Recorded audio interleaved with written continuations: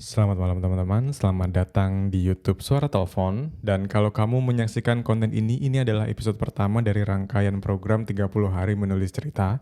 Perkenalkan, aku Fauzi Rahadian, kamu bisa cari aku di Instagram dengan username @kecabut. Dan episode pertama ini aku beri judul Kunci. Cerita pendek ini ditulis oleh Fauzi Rahadian dan dibacakan oleh penulisnya sendiri. Kunci. Yuri adalah seorang wanita dengan kulit putih dan rambut poni yang ia sisir ke depan. Ia adalah primadona di tempat dia bekerja. Banyak laki-laki yang selalu berusaha menggodanya, mulai dari teman kerja sampai klien yang ia temui setiap hari. Yuri tinggal di sebuah apartemen mungil yang ia sewa sendirian di Jakarta. Apartemen yang cukup nyaman, dengan satu kamar, satu dapur, dan satu kamar mandi yang sudah ia tempati 1 tahun belakangan ini.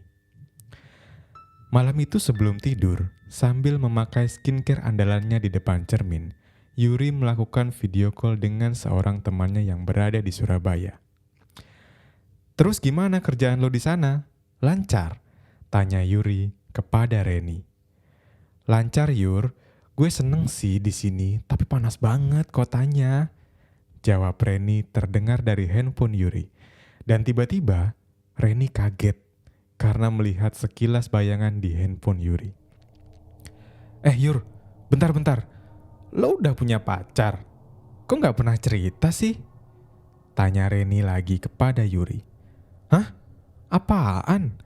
Kok tiba-tiba ngobrol ke sana sih? Ngaco deh lu, Ren," jawab Yuri keheranan dengan pertanyaan Reni. "Gue tadi lihat bayangan orang di belakang lo. Itu lorong ke dapur kan?" tanya Reni lagi kepada Yuri sambil menyipitkan matanya agar bisa fokus untuk melihat ke belakang Yuri. "Bayangan apa? Udah deh gak usah nakut-nakutin. Mending gue tidur." Yuri yang terlihat sedikit kesal langsung menutup video call-nya dengan Reni. Malam itu, ia tidak bisa tidur nyenyak karena memikirkan perkataan Reni. Dengan mengumpulkan keberaniannya, Yuri mencoba untuk mengelilingi apartemennya. Sambil mengendap-endap, ia mencari seseorang yang ditemukan oleh Reni. Tapi justru sebaliknya, Yuri tidak menemukan apapun. Jam menunjukkan pukul 12 malam. Seperti manusia pada umumnya, perut Yuri tiba-tiba bunyi, menandakan ia kelaparan. Yuri membuka kulkas dan keheranan. Dalam hati ia berbicara, "Perasaan aku masih punya sepotong roti yang aku tinggalkan tadi pagi." Sambil mengamati isi kulkas, Yuri kebingungan dan ia berbicara lagi kepada dirinya sendiri. Mungkin aku lupa. Dan ini cara semesta supaya aku tetap cantik. Lebih baik aku tidur kan?" jawab Yuri di dalam hati untuk menenangkan dirinya. Setelah merasa tenang, Yuri akhirnya bisa tidur lelap dan bermimpi indah pada malam itu. Pagi pun menjelang. Seperti biasa, Yuri bersiap untuk pergi ke kantor. Dia berdandan begitu cantik dan begitu fasih untuk mengoleskan beberapa make up di wajahnya yang cantik dan menawan. Sudah menjadi kebiasaan, Yuri setiap pagi selalu terburu-buru. Karena Yuri adalah orang yang cukup teledor, bahkan tidak jarang ia lupa mengunci pintu atau justru meninggalkan anak kunci pada gagangnya. "Telat lagi Mbak Yuri?" tanya satpam yang berjaga di bawah.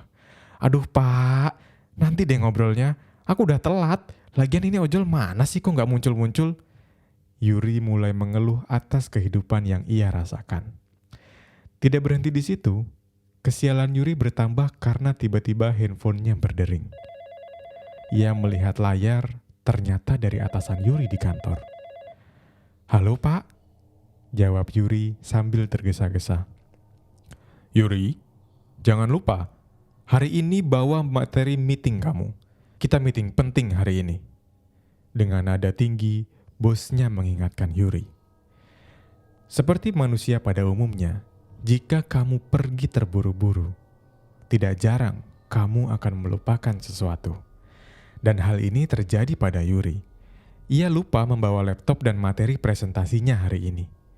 Yuri akhirnya kembali ke kamarnya dan betapa terkejutnya Yuri melihat kondisi apartemennya yang berantakan seperti baru saja dibobol oleh seseorang. "Ah!" Yuri berteriak dan buru-buru menelpon pihak keamanan. Pihak keamanan yang datang langsung menggeledah apartemen Yuri. 30 menit berselang, tapi bukan pencuri yang mereka dapatkan.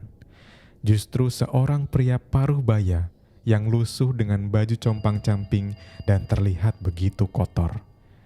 Dia ditemukan pihak keamanan sudah bersarang di atas atap apartemen Yuri. Terlihat atap apartemen itu sudah menjadi rumah baginya.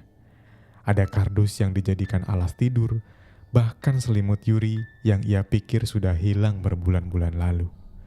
Pria ini tinggal di atap Eternit kamar Yuri. "Siapa kamu?" tanya pihak keamanan dengan lantang. Pria ini diam dan tidak menjawab. Dia hanya menatap Yuri sambil menggigit bagian bawah bibirnya. Yuri tidak habis pikir, bagaimana bisa ada seorang laki-laki yang hidup di atas Eternit apartemennya. Dengan sisa keberanian yang ia miliki, Yuri mendekat dan bertanya kepada pria itu. Gimana bisa kamu tinggal di atas sana?" tanya Yuri kepada pria itu dengan nada yang begitu pelan karena ia ketakutan. "Kamu sering meninggalkan kunci di pintu, Yuri." "Kunci itu lalu aku duplikat, dan itulah yang memberikan aku akses untuk keluar masuk ke dalam apartemen kamu. Ketika kamu bekerja, aku merasa memiliki apartemen ini.